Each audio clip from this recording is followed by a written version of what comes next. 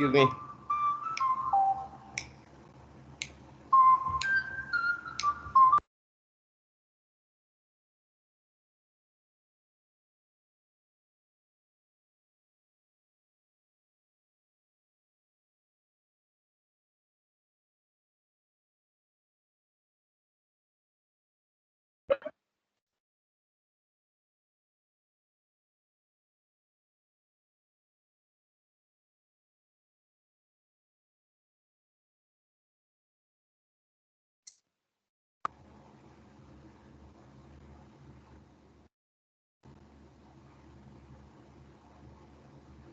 Okay, sorry about that. There was a phone call.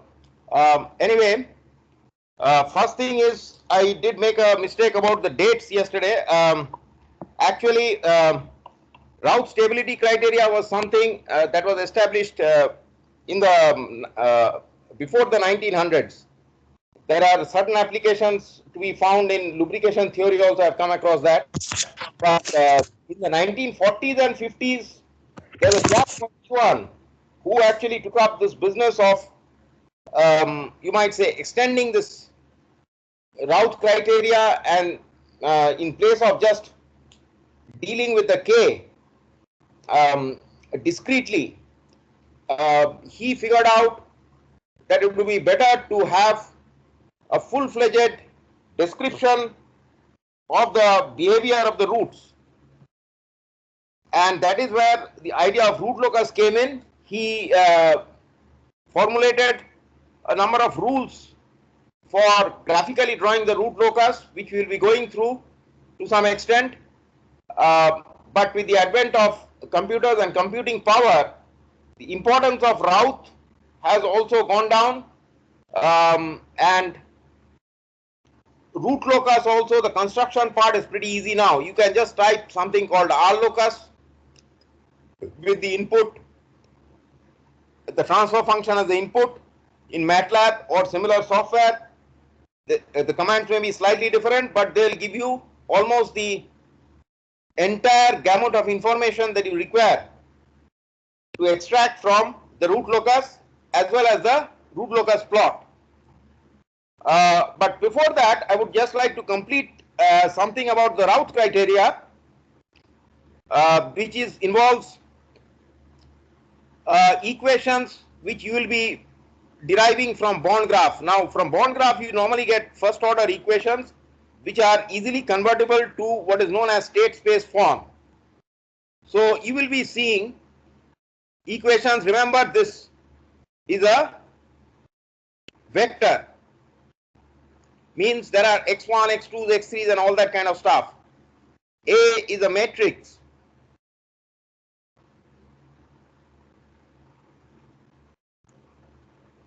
So your equations will be of this form.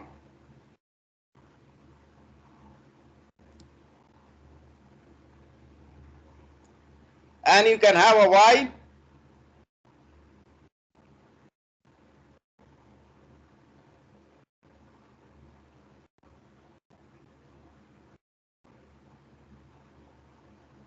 you will probably be dealing with something more simple where this u probably will not come in this y part. So what you do in this case for applying route is you just take the Laplace and you get your s xs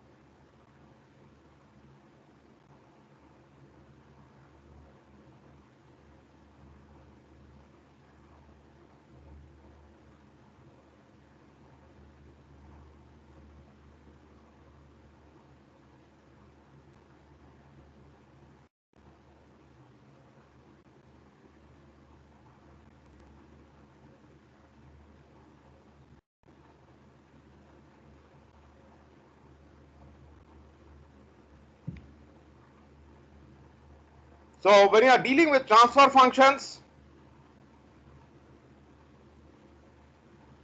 then you usually take this as equal to 0, and this becomes simplified.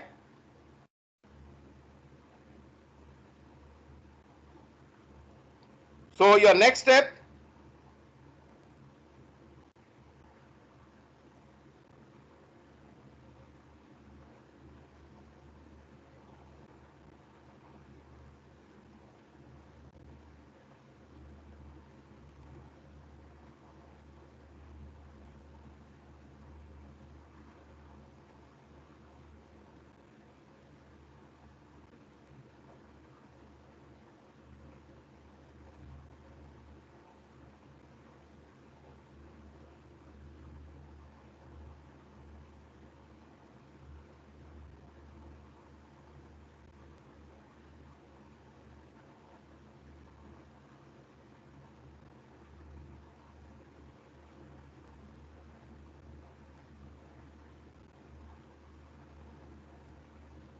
I is the identity matrix.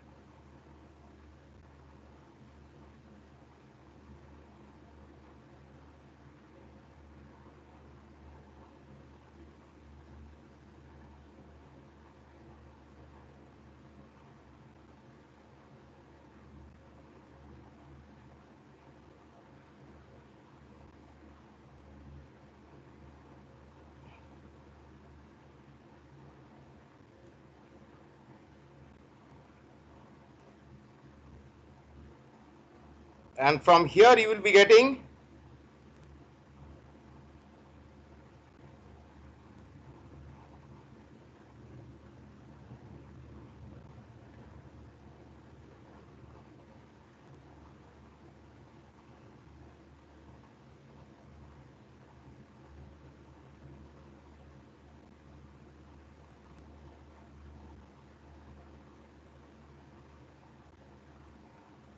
so if you substitute this,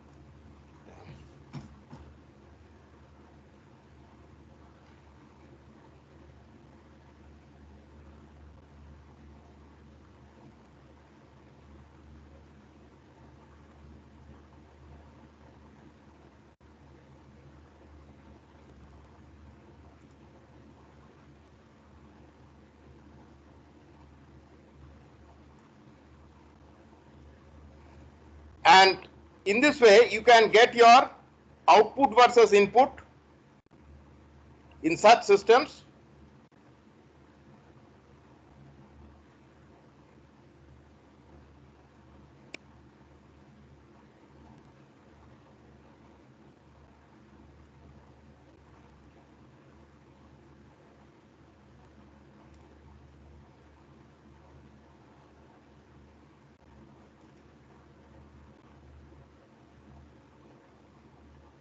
So you can get this transfer function, and if you say that your t is equal to 0, which will be the case in most of the cases, then you will have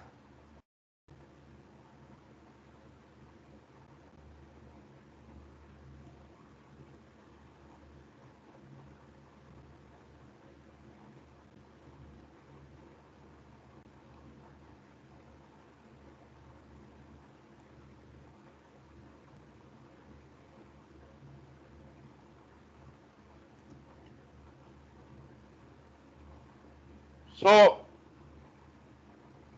in this case all you have to do is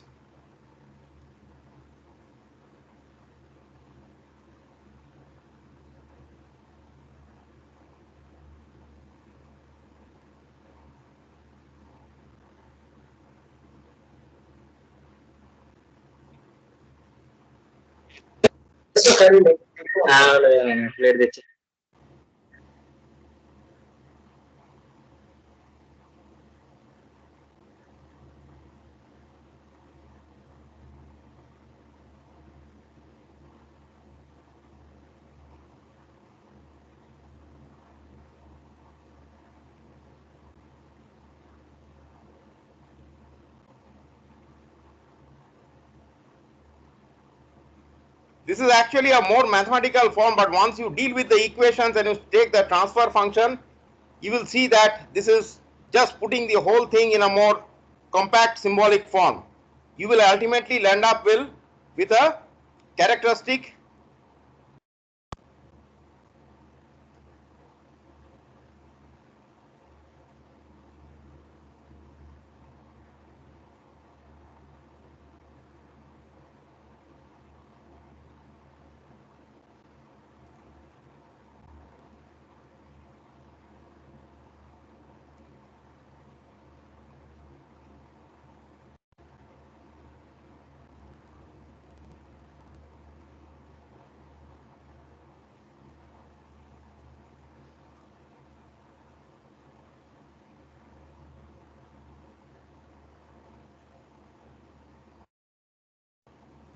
So like if you define det of that equal to 0, like how is the inverse defined? if you define. If you set det of Si minus A equal to 0, then we cannot define the inverse of that matrix, right? Yeah, so that is the reason. If you recall, I mean, like you are when you have a homogeneous system, then what happens? Homogeneous system of equations, x plus y equal to 0, x plus 3y is equal to 0. So what is happening out here is we are going to find out the eigenvalues by a similar analysis. If you look back, I mean, like, see, this will become clear if you actually do an actual problem involving the equations from your Born graph. You will find that you are going to get a transfer function with most likely this d is equal to 0.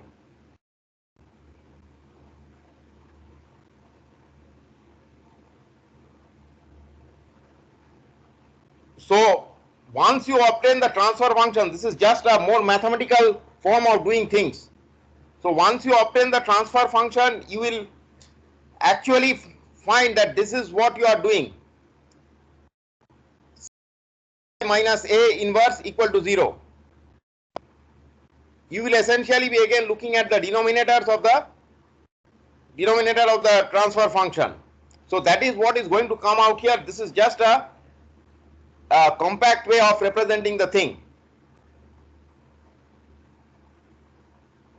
Sir, It so it is is like that det of Si minus A will give us the roots of the denominator in the transfer function. exactly what has been told in your first year mathematics, which you probably conveniently forgot and then recalled sometimes when doing, say, elasticity or vibration courses. It is the eigenvalue problem. So what we are finding out through Routh also is the behavior of the eigenvalues of a system. In one case, we call it we call a trouser, in another case we are calling a trouser a pant.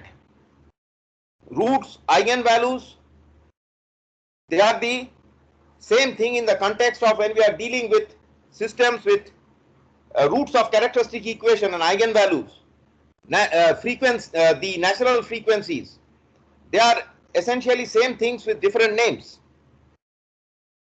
So this is what you will be getting. You will be finding you will be establishing a homogeneous system of equations by you will be having a mixture maybe of algebraic and ordinary differential equations, first order. So what do you do? For every x you substitute x is equal to e to the power lambda t. The lambda t goes away, cancels out, and because it's e to the power lambda t, so when you substitute in the derivative also, you are left with an e to the power lambda t. So the e to the power lambda t cancels out both from the ODE equations and the algebraic equations. Or if you take Laplace transform, you are essentially doing something very similar, and you are left with algebraic series of linear equations in S or lambda, which will be homogeneous. So for non-trivial solution to exist, you take the determinant of that system of equations. Here also essentially you will be doing the same thing. We are just putting it in a compact form, and as is usual with compact forms, it is a tad more confusing. You start with your first order equations. All I am saying is that the first order equations that you will be getting from your bond graph, you apply Laplace transform there, and you will be getting this characteristic equation, which is where you will be applying Routh. So this is how you can use Routh, and this approach is actually used when you are dealing with modern controls. So there people don't talk about Routh, they straight away talk about eigenvalues. So coming back to this, to our today's topic, we'll be starting from again where we left off, which was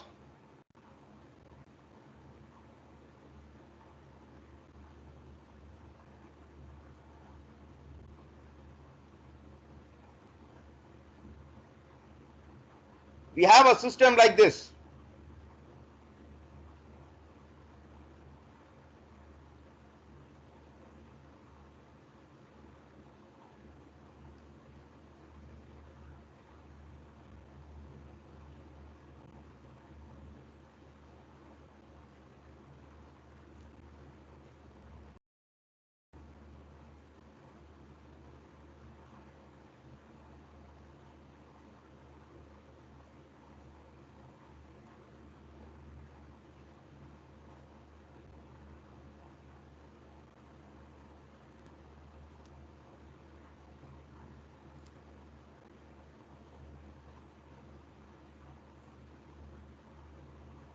We are putting in a feedback, and we are putting in a gain here. We might as well as put in a gain here also, depending on how we wish to control our system.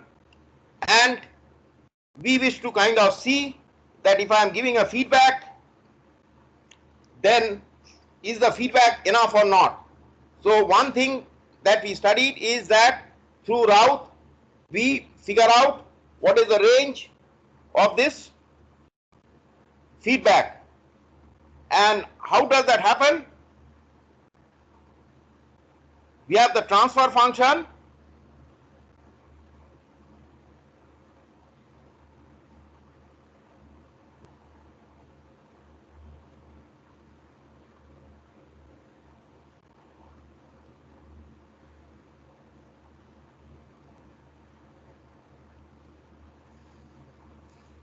and our basic idea is to keep this 1 plus,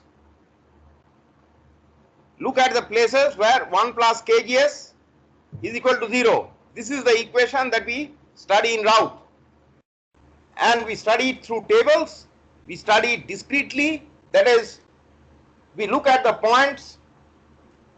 The last problem that we did is we look at the values of k where problems occur or problems start to occur or problems start to disappear. Now, the extension of this idea is that why not study what happens for the whole range of k, so that we can get a better idea. We can even try in that case to add something. We can think of adding something extra in front of this GS or something out here, which will modify this equation, and we can study and we can get a better idea of what such modifications can result in. So this thing of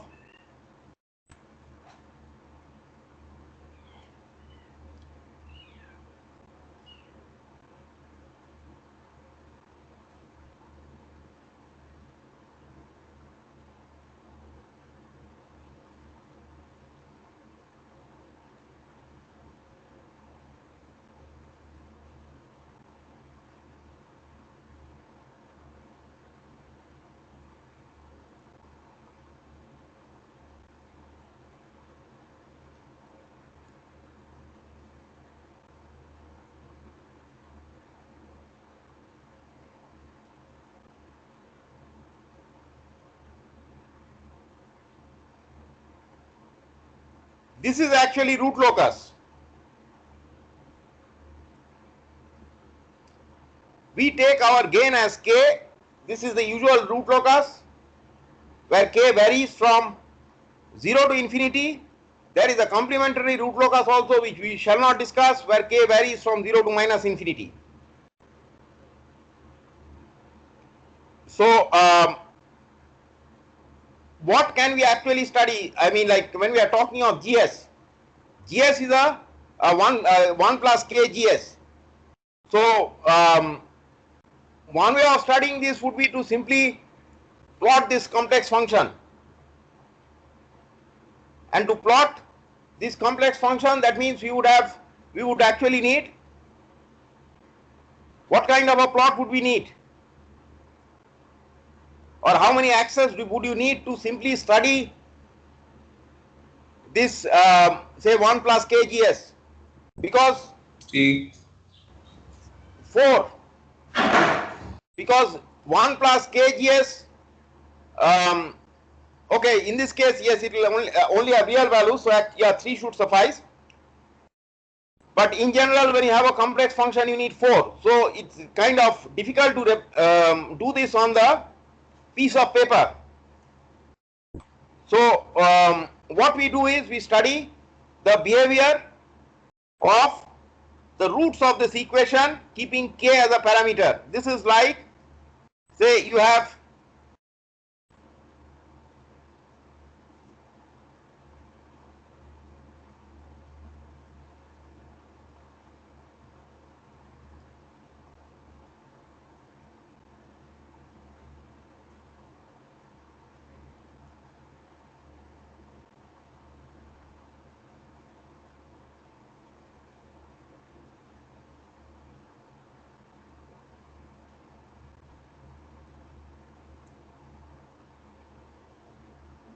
so I could well plot, have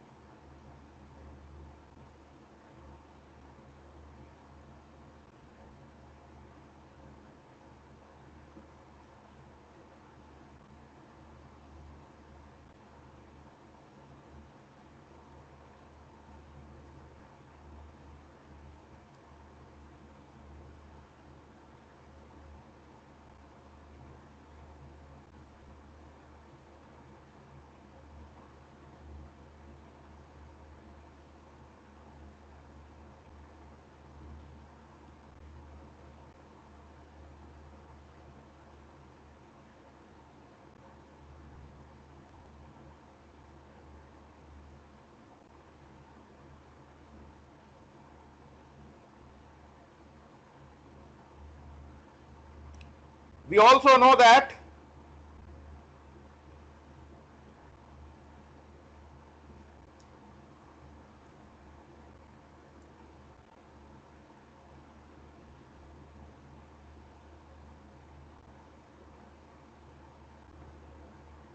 roots coincide. Okay?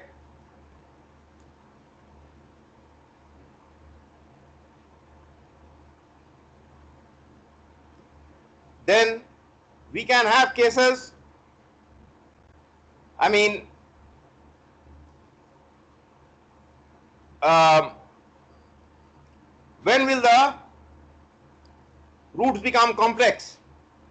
When will the, for what value of k for instance, the root will move from imaginary to real? All this kind of things we can figure out. Here actually where the roots coincide will be where the two roots are not only equal but also where there will be a transition from imaginary to real roots. Now if you have say a cubic equation, then how many branches are you going to get? You have three polynomials, you are going to get three branches. You can also see from here that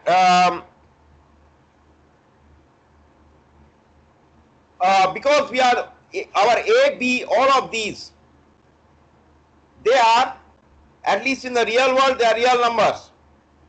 You don't land up with complex A's and B's. So it means you can have either two real roots or a pair of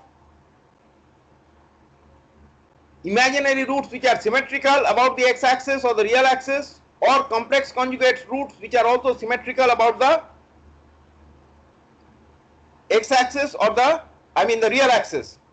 And when you go to cubic, there also the same thing must happen as an extension, that since in case of cubic you have a polynomial of order 3, so how many roots? 3 roots, 3 branches, but must be symmetrical about the real axis, because either you can have one positive, two complex conjugates, or all three positive. You can't have three, I mean like an imaginary root and two complex conjugates. No, with real coefficients you don't have that. So these two simple examples actually already tell you what I will be discussing, two of the rules of root locus. So let us go formally to those rules.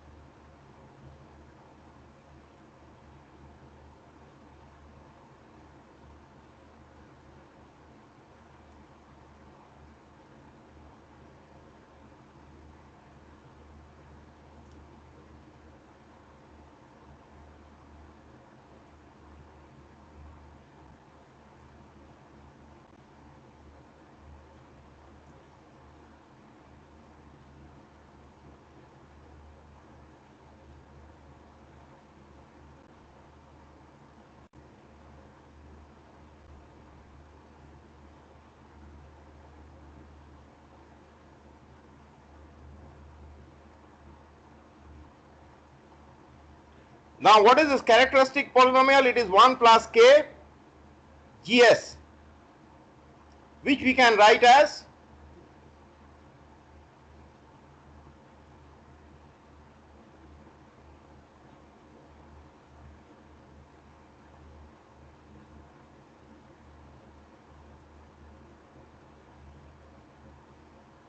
one plus k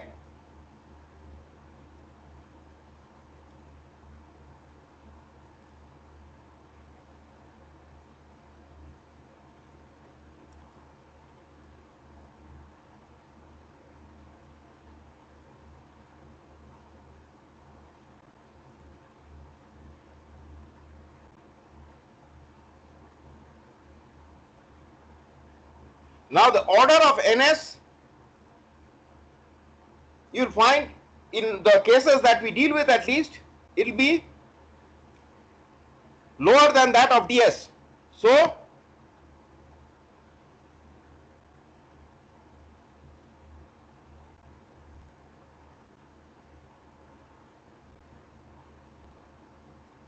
effectively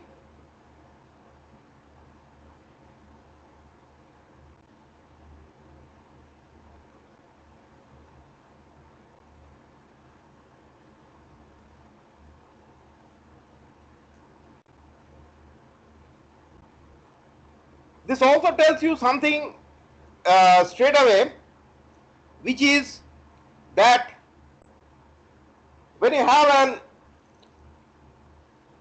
odd polynomial, I mean like something cubic to the power 5, etc., at least your root locus is probably going to have something like a straight line along the real axis. There will be some symmetry out there, because it is bound to have a positive real root, with the rest being a complex conjugate at times, and behaving otherwise at other times. Sir, But yes, please. sir, can't NS have the highest degree? I mean order. It can, but it will lead to things which are, I think, will already be unstable. We will be dealing with mainly with systems which are stable to start with. If you look at all the transfer functions that you have derived so far, check where have you got come across systems where you have the ds having a higher order.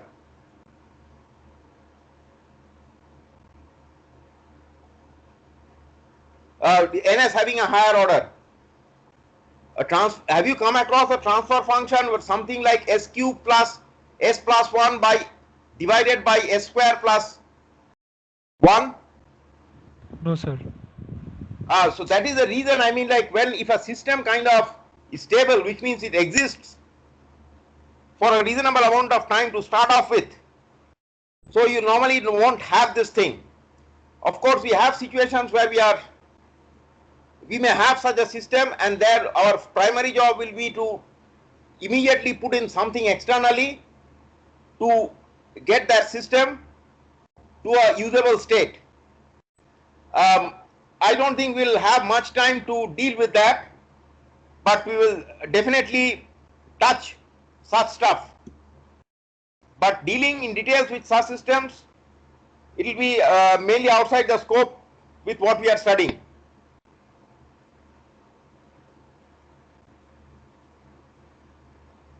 So these are the two properties that are pretty easy to understand.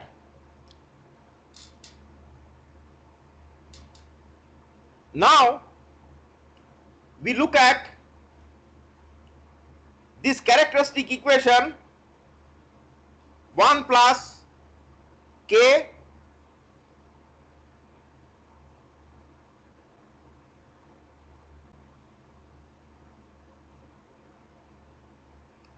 our k is a positive number, we have already decided.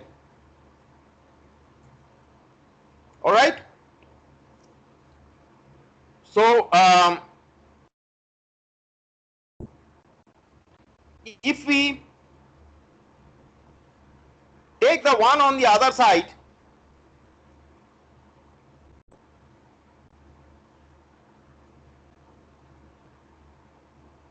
this is our equation to start off with. Or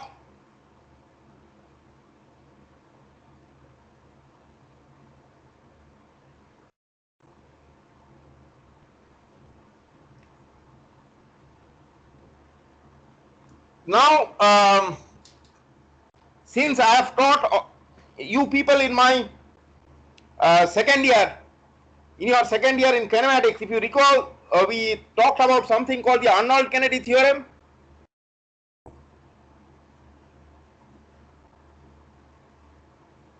When you are talking of ICs of a system, of a mechanism, why all three ICs, three relative ICs should lie in a straight line. I think I showed you through a derivation of using complex number analysis how you can get a quick proof of that.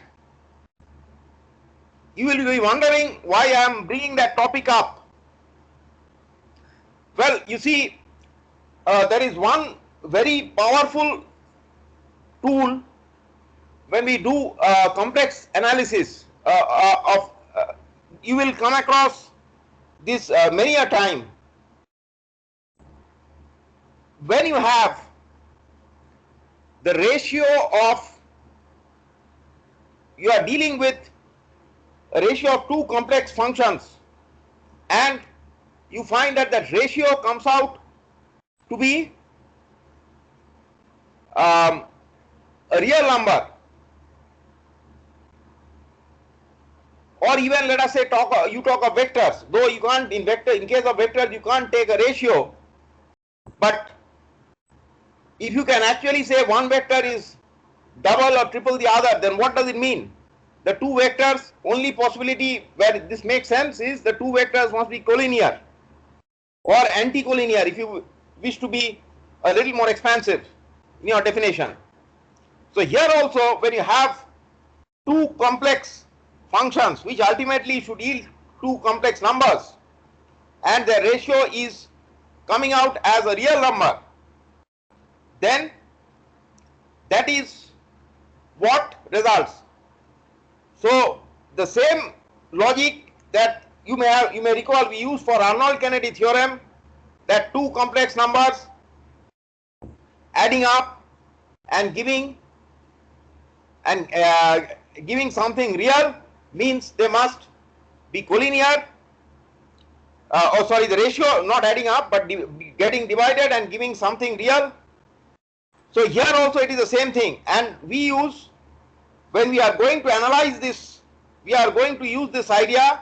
We will basically be splitting this in two directions. One is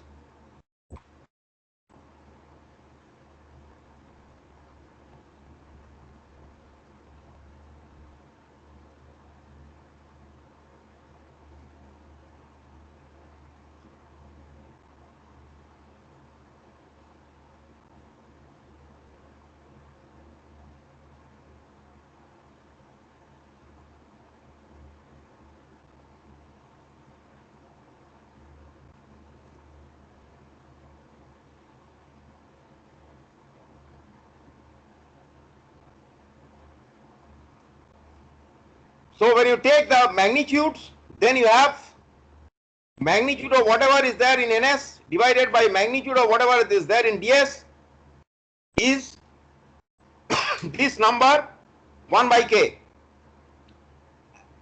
And the beauty is when you analyze phase wise, then what will happen? The phase of whatever complex function that you have out here and the phase divided by the phase of this must always be either 0, 180, 360, 270, 540, something like that. You will find that these numbers are cropping up. You won't get any odd number like 43 degrees because it is complex by complex equal to real. So the only possibility is either you have a pi phase difference or you have a zero phase difference. So we will be basing most of our, almost all of our analysis on either of these two principles.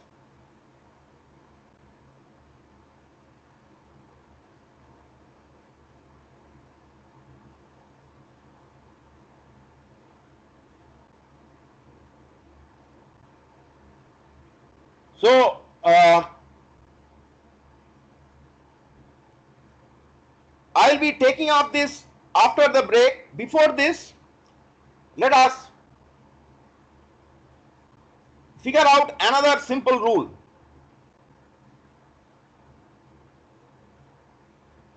We have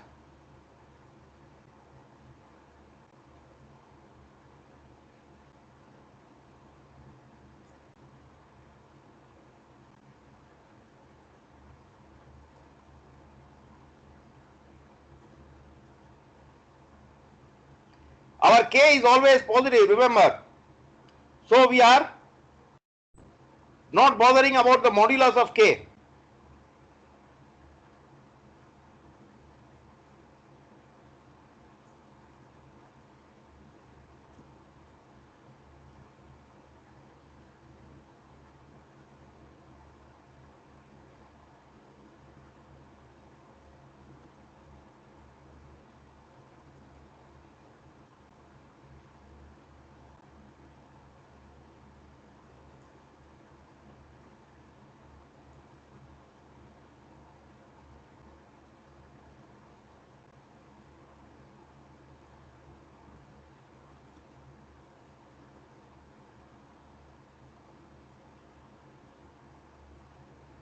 So if you have k tending to 0,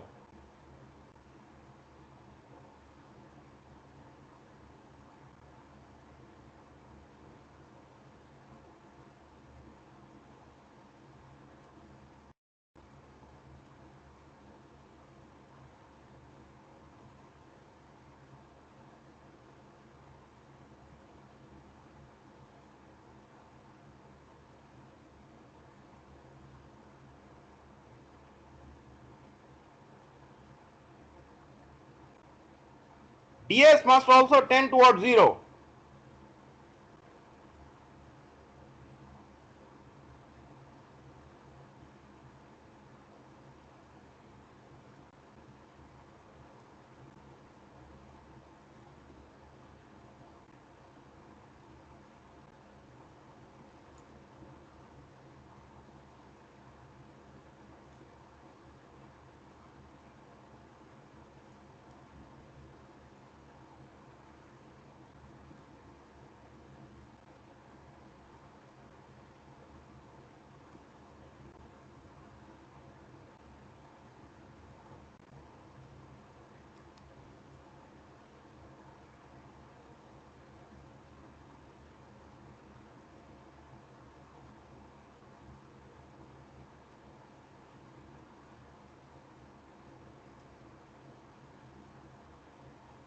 Okay, this is pretty obvious. So that means when we are plotting the root locus,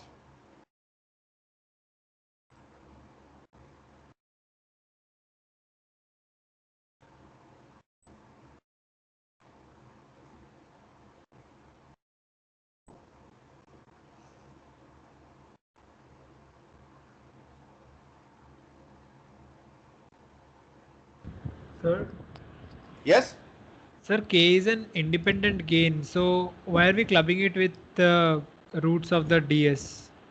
I'm not clubbing it with roots of the ds.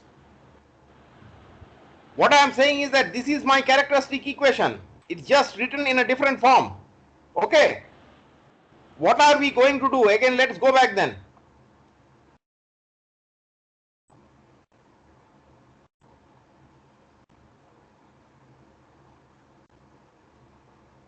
Where is that page? Yeah. So let us say I'm plotting the roots of this quadratic equation as a function of k.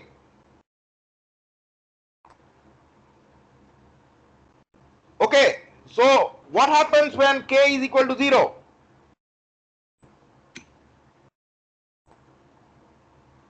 So if I want to figure out something like that when I'm trying to plot these branches as a function of k, then what will I do? I'll start from k is equal to 0, 0.1, 0.2, 0.3, I'll go up more and more, right? So we are just trying to figure out, we are just trying to do the same thing out here, that this is my characteristic equation, this thing, I've just rewritten it in this form.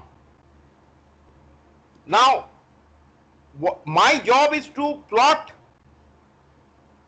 this roots of this characteristic equation. Okay, that will be my root locus. That is ds plus k and ds. I will plot the roots that I will be getting as I vary the k.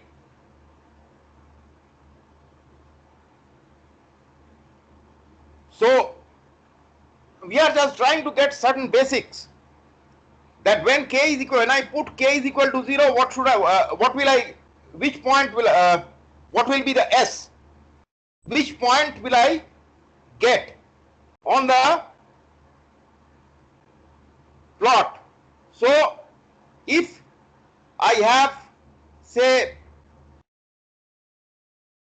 some pole of ds out here, which are the roots of ds, then I can be sure that I'll be seeing something like this maybe. As I start from k is equal to 0, I will start from these poles. If I have a pole out here, then I will either go this way or maybe go this way.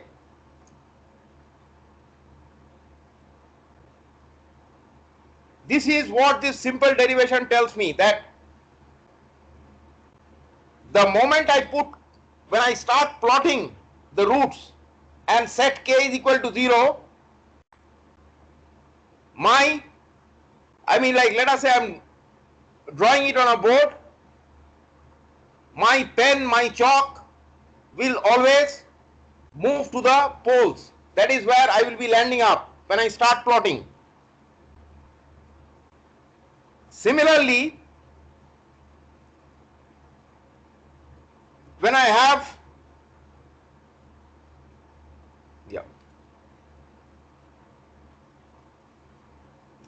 k ns ds,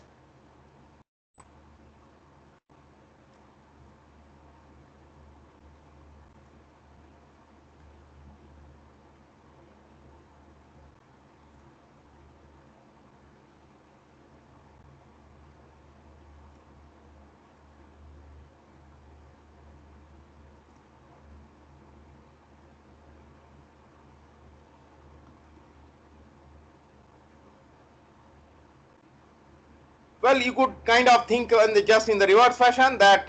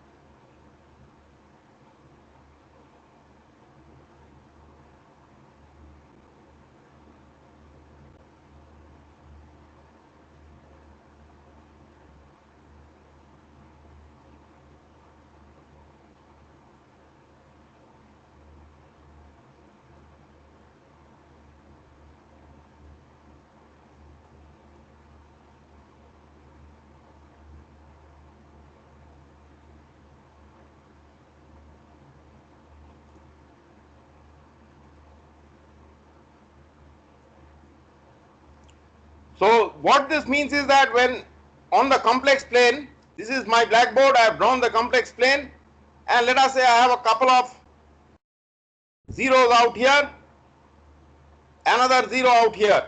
So I can be sure that after sweating a lot through various values of k, as I've moved to in my computer, say I'm drawing it by hand, in my calculator I put k is equal to infinity, then I will find that the various branches are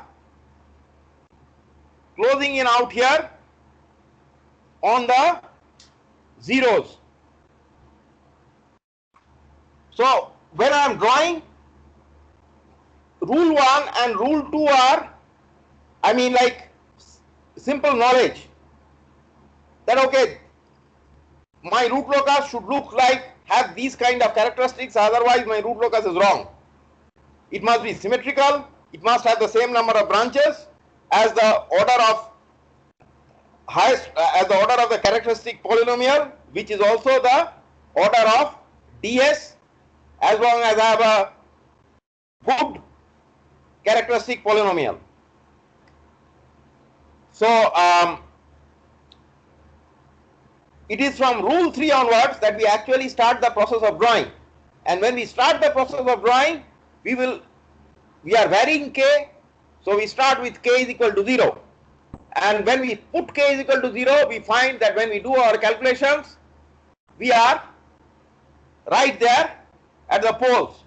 And let us say we have already done all the other rules and we are somehow able to finish the drawing of the root locus. So when we finish, our pen, our chalk, or whatever we are using it to draw, it will be at the poles, at the zeros, that is the roots of the numerator polynomial. So this is the starting point of drawing, and I will now take a short break of maybe 5 to 7 minutes, and then we will move to the other rules that we have for drawing of this root locus. Okay, so we meet at around 3:05 or 3:05 or between 3:05 to 3:10. I'll start the class again.